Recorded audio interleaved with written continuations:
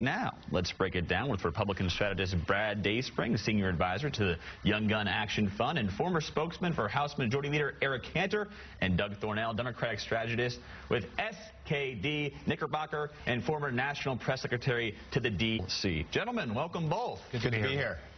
Doug, yeah. Introducing the idea of Mitt Romney as a felon, fair or foul from the Obama campaign? Well, he's clearly either misled the government with the forms he signed or the voters, and he has not shot straight on when he left Bain. Clearly, he was there as CEO, as chairman of the board for 3 years after he said he was, and that makes him responsible for a lot of the bad business practices, including outsourcing, that occurred when he was there.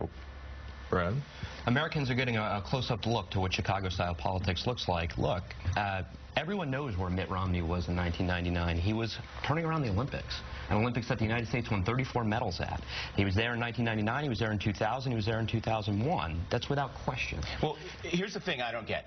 If you're the CEO of a company, how can you say you're not aware of what's going on inside of the company? I don't think the voters buy that. Is there too much of a disconnect there, Brad? That folks are saying, look, he's got his name attached, there's a lot of tons of money, much of it was his tied up in these companies. I think the American people know he turned around the Olympics, and I think once Mitt Romney starts talking about his experience at the Olympics, how he saved the Olympic Games for this country, I think it'll be very clear where he was. There are people who knew he was running the Olympics. There are people at Bain who knew he wasn't there.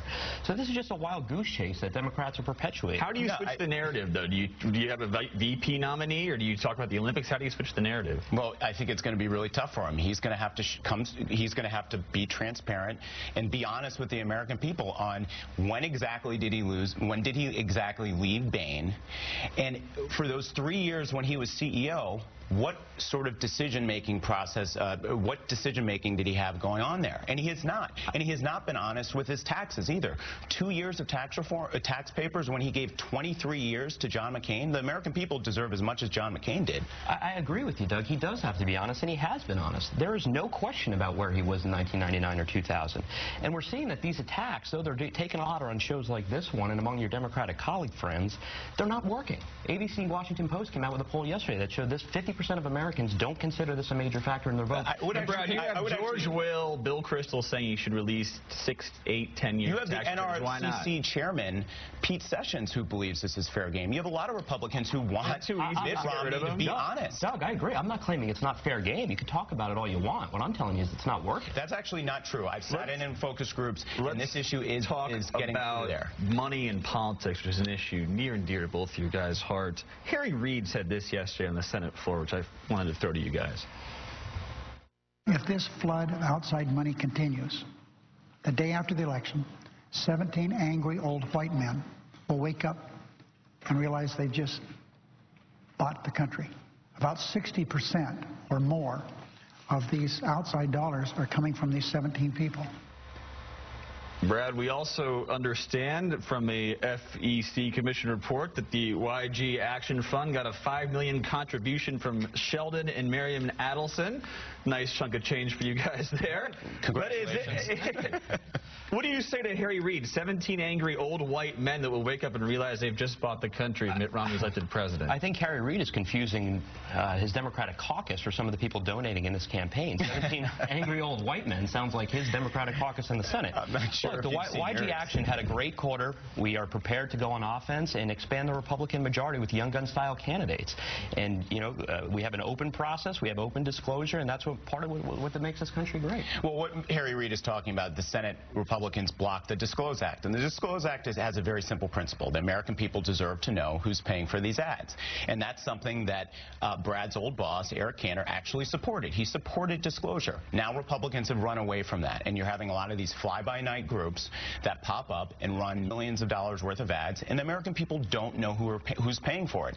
And the Disclose Act says, look, if you have nothing to fear, you have nothing. If you have nothing to hide, you have nothing to fear. And I think that's a basic principle that voters support. Doug, if we don't know who's giving the money, how did Luke just ask me? Well, that's because it's going to a 527, not to the C4 group, which you guys also have, and that would not be disclosed, as are contributions to the Chamber of Commerce and a lot of other groups that are up. Those are not disclosed. Look, this is settled law. Do you think it works politically, though, for Harry Reid to go out there and say 17 angry white men? Does that resonate The voter. It doesn't resonate when he's looking pretty angry saying it. Well, look, I mean, the overall point is, do we want to shine some light on the political process, or do we want to keep the American people in the dark? Now, I appreciate that your 527 disclosed that Sheldon Adelson gave you money, but C4s and a lot of these other groups that are influencing the election do not disclose, and you know that. I think from top to bottom, conservatives support disclosure. So why did you oppose the Disclose Act? Full disclosure of everything. Now, full disclosure also comes with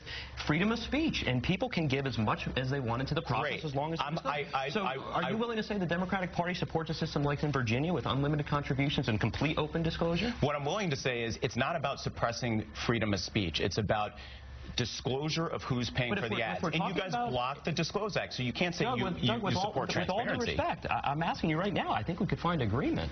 Are you willing to support a system like in Virginia where there's unlimited contributions but complete, open, immediate disclosure? What I'm willing to support is a system where the American people know who's paying for the ads. And right now, the Republicans blocked it in the Senate, and you blocked it in the House last year. I'm sure will continue on in the green room afterwards. Brad Dayspring, Doug Thornell, thank you so much for joining us. Oh, good to be here. Thank you. Wall Street